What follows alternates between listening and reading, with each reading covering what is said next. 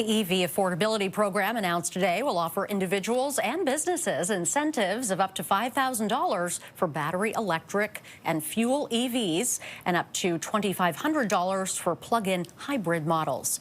Ottawa estimates the rebates could lead to an additional 840,000 new EVs hitting the road. And joining me now is Joanna Kyriazis, Director of Policy and Strategy at Clean Energy Canada. Thank you very much for being here with us today. Thanks for having me. So there are a lot of different factors to this new auto strategy. Some of it includes incentives for Canadians to buy electric vehicles. But at the same time, this also does scrap that EV mandate. What is your take on that? Yeah, I think today's policy or package of policies does a very good job of balancing consumer affordability, getting more Canadians behind the wheel of an electric vehicle, while also setting our auto sector up for long-term success. It really signaled that Canada's all in on EVs. Prime Minister Carney wants us building electric vehicles here, and he wants Canadians to have access to the best models that are available in the Canadian market.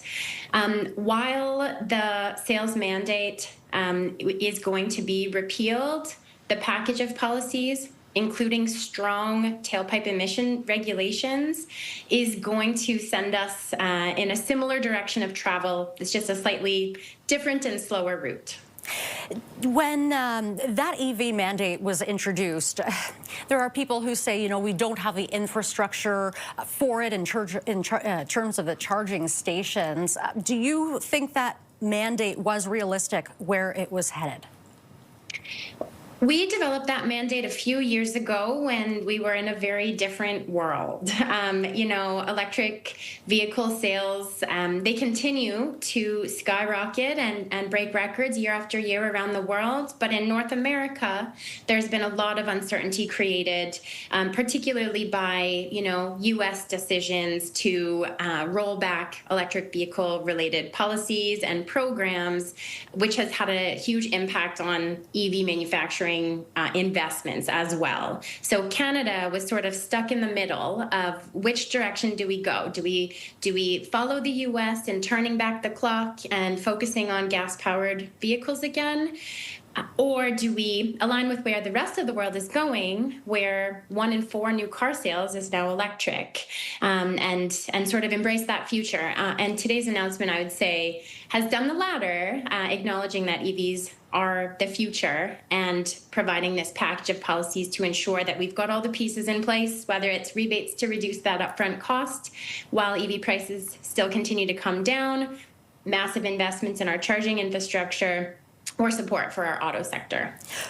I want to, before we go, there's one more thing I want to ask you. Ottawa estimates these rebates could lead to an additional 840,000 new EVs hitting the road. What kind of environmental impact would that have? It would have a very positive impact on our environment. Transportation is our second most polluting sector in the country, next to oil and gas. And a lot of that pollution comes from the cars that we all drive. So switching to electric vehicles not only cuts that tailpipe pollution from your vehicle, it's also going to save Canadian drivers a lot of money on fuel. A typical Canadian EV driver saves a few $1,000s a year on fuel and maintenance compared to gas car drivers. But again, that upfront sticker price was still a bit of a barrier.